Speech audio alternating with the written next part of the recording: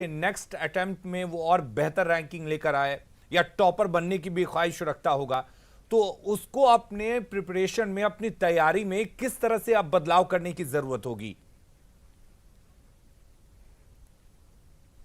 I think अगर आप मेरा भी रिजल्ट देखें तो 2018 में मैं प्रीलिम्स जो है वो मैं क्वालिफाई नहीं कर पाया था। फिर 2019 में मुझे जो मेरा जो रैंक था उसके तहत मुझे इंडियन डिफेंस अकाउंट सर्विस, भारतीय रक्षा लेखा सेवा मुझे मिला। मेरा जो ये रहा कि मैं अपना प्रिपरेशन जो है वो मैं कंटिन्यू रखूं, अपने स्ट्रेंथ एंड वीकनेस को मैं एनालाइज करता था। जो भी मैं आंसर लिखता था वो मैं टॉपर्स के कॉपीज जो मॉक पेपर्स होते हैं उससे कंपैरिजन करता था, फिर देखता था कि कहाँ कहाँ पे मैं इसको इम्प्रूव कर सकता हूँ। एक कंसिस्टेंट एफर्ट रहा और प्लस एक प्रॉपर स्ट्रैटेजी रही। अगर मुझे कम मार्क्स जैसे ऑप्शनल में आए थे लास्ट ईयर, तो मैं ऑप्शनल पे बहुत ज़्यादा फोकस किया और ऑप्शनल में जो है मेरे मार्क्स काफ़ी इंक्रीज़ हुए। तो सिमिलरली अगर जिनका भी अगर एग्जामिनेशन किसी भी रीज़न के वजह से अगर नहीं क्लियर हो पाता है, तो आई थिंक उनको अपना स्ट्रेंथ एंड वीकनेस देखना चाहिए, सेल्फ एनालिसिस करना चाहिए और प्रैक्टिस करना चाहिए और कंसिस्टेंटली मेहनत करना चाहिए। प्रवीण, आपसे भी जानना चाहते हैं कि लिमिटेड अटेम्प्ट्स होते हैं, तो अपने अटेम्प्ट्स को कैसे यूटिलाइज किया जाए? मान लीजिए पहला, दूसरा, तीसरा और चौथा अटेम्प्ट है, तो कैसे, कब यूटिलाइज किया जाए अपने इन अटेम्प्ट्स को? सबसे पहले जब भी आप स्टार्ट करते हैं देना, तो बस ऐसे देने के लिए मत दे दीजिए। आप अच्छे से उसका प्रिपरेशन कीजिए, टॉपर्स के वीडियोस देखिए, अच्छे से एग्ज़ाम को समझिए, उसके सिलेबस और प्रीवियस ईयर के क्वेश्चन को समझिए और उसके अनुसार एक बार अच्छे से प्रिपेयर करके फिर एग्ज़ाम दीजिए। जस्ट देने के लिए मत दीजिए। और अगेन जब यदि अटेम्प्ट फर्स्ट अटेम्प्ट में नहीं होता है तो आप बैठ के ध्यान दीजिए कि क्यों नहीं हुआ है, क्या प्रॉब्लम था। जैसे मेरा 2019 अटेम्प्ट में नहीं हुआ, बट मैं एग्ज़ाम देने के बाद ही मुझे पता चल गया था कि मेरा जीएस वीक पोर्शन है, उसे मुझे इम्प्रूव करने की ज़रूरत है, वो मैंने किया भी था और उसी की वजह से मैं यहाँ आके पहुँच पाया हूँ। तो वही कहूँगा कि आप अपने स्ट्रेंथ वीकनेस पे ध्यान दीजिए और जब भी अटेम्प्ट दीजिए think it like as a last attempt. कभी ऐसे मत सोचिए कि चलो 5 अटेम्प्ट है अभी देना है, नहीं, फर्स्ट अटेम्प्ट में ही सोचिए कि मुझे क्वालिफाई करना है। बट नहीं होता है तो आप बिल्कुल हड़बड़ाइए मत और अपने वीकनेस पे ध्यान दीजिए और उसको अपना स्ट्रेंथ में चेंज कीजिए।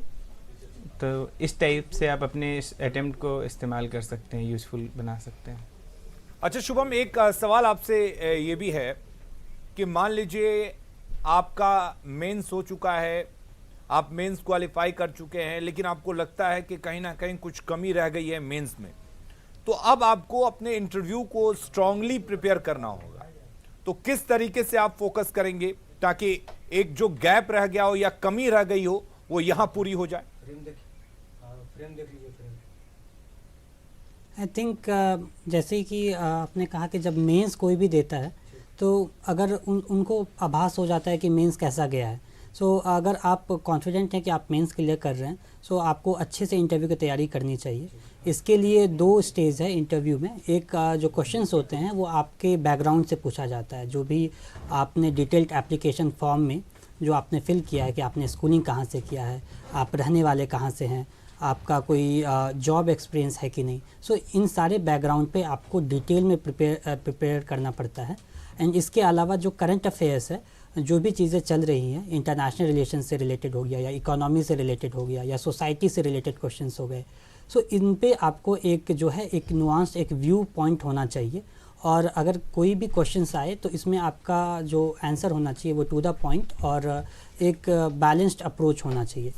इस पे मैंने फोकस किया और इंटरव्यू के लिए थोड़ा प्रैक्टिस किया, लोगों के बीच में बोलने का प्रैक्टिस किया, अपने फ्रेंड सर्कल में क्वेश्चन आंसर करता था और थोड़ी मिरर के सामने जो है उसका भी प्रैक्टिस किया।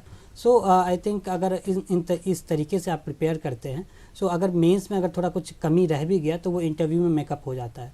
बट ये मैं कहना चाहूँगा कि कोई भी जो एस्पिरेंट है वो कह नहीं सकता कि एग्जैक्टली मेंस में कितना मार्क्स आएगा या इंटरव्यू में कितना आएगा।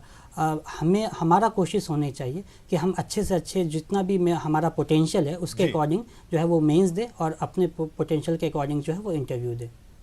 डॉक्टर रंजीत सिंह, आपसे हम जानना चाहेंगे कि अगर आप यूपीएससी की तैयारी करते हैं तो वो वक्त क्या सही होता है, यानी कि सही वक्त क्या होता है कि आप एक माइंडसेट कर लें कि आपको यूपीएससी के लिए जाना होगा, और अगर आप सही वक्त पर माइंडसेट कर लेते हैं तो आपकी तैयारी कितनी आसान हो जाती है?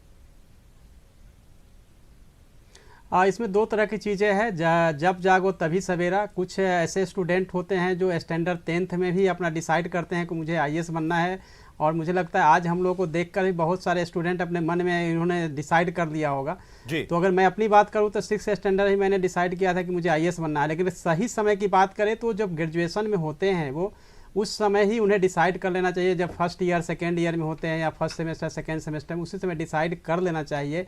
एटलीस्ट लास्ट ईयर में जो उनको डिसाइड कर लेना चाहिए कि वो आईएएस की प्रिपरेशन करने जा रहे हैं। और इसमें मिनिमम समय अगर देखा जाए तो मिनिमम 2 साल का समय इसमें चाहिए ही होता है, क्योंकि पहला साल में आप प्रिपरेशन करते हैं, दूसरे साल में जाके आप थोड़ा मैच्योर होते हैं और फिर आप रिजल्ट देना शुरू करते हैं। जब हम जल्दी जल्दी में अपना अटैम्प्ट गंवाना शुरू करते हैं तो सभी को अपनी जल्दी होती है आईएएस बनने की, तो 2-3 अटैम्प्ट तो बस ऐसे ही बस प्रयोग के तौर पे या फिर ऐसे ही जाके वो टेस्ट एग्ज़ाम दे देते हैं। और जब उनकी बिल्कुल मैच्योर प्रिपरेशन या फिर तैयारी अच्छी स्टेज पे पहुंचती है तो उनका अटैम्प्ट जो है वो समाप्त होता नज़र आता है या समाप्त हो जाता है। ऐसे बहुत सारे मेरे फ्रेंड्स भी रहे और सीनियर्स भी रहे जिनका मैंने देखा है। तो अटैम्प्ट लेने से पहले एटलीस्ट 2 साल प्रिपरेशन जो है बिल्कुल गहन अध्ययन, कंटिन्यूटी और मेंस की तैयारी करके। जनरली लोग क्या करते हैं, प्रीलिम्स की तैयारी करते रहते हैं, प्रीलिम्स पे फोकस करते हैं और प्रीलिम्स जब हो जाता है मेंस नहीं होता है, 2-3 साल ऐसे चला जाता है जी। मेंस की प्रिपरेशन सबसे पहले स्टार्ट करनी चाहिए, देन फिर प्रीलिम्स की तैयारी 70% तो यूं ही हो जाती है। मेंस की तैयारी करें, फिर उसके बाद जो है प्रीलिम्स पे आए और 2 साल तैयारी करें, फिर जाके एग्जाम में अपीयर होना चाहिए। यानी कि एक वक्त होता है, अगर आप सही वक्त पर डिसाइड कर लेते हैं तो काफी आसानी हो जाती है।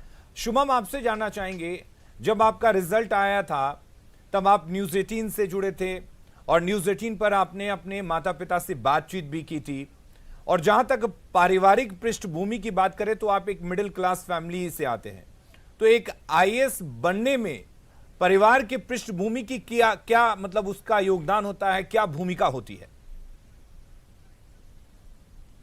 आई थिंक परिवार का बहुत ज़्यादा योगदान होता है, क्योंकि ये जो प्रिपरेशन स्टेज होता है जिसमें 2 से 3 साल मिनिमम कोई भी एस्पिरेंट पढ़ाई करता है, तो उस समय बहुत ज़रूरी है कि फैमिली का एक कांस्टेंट सपोर्ट हो, और ये मुझे अपने फैमिली से मिला। और इनफैक्ट जो इमोशनल सपोर्ट होता है, इसके साथ साथ मैं पापा से अपना स्ट्रैटेजी भी डिस्कस करता था कि पापा ये सब मैं कर रहा हूँ, उसमें पापा का भी एडिशन होता था कि अच्छा ये कर सकते हो। एंड जो भी चीज़ मैं करता था पापा उसे बैक करते थे, फैमिली मुझे बैक करती थी। सो इसके कारण मैं जो है वो बिना किसी टेंशन का मैं तैयारी जो है वो मैं कर पाया, और घर की कोई भी समस्या हो या कोई और रिलेटिव की कोई भी समस्या हो वो मुझ तक नहीं आती थी। मेरा जो फुल कंसंट्रेशन है वो पूरा जो है वो पढ़ाई की तरफ रहता था। सो आई थिंक फैमिली का जो योगदान होता है वो सबसे ज़्यादा होता है।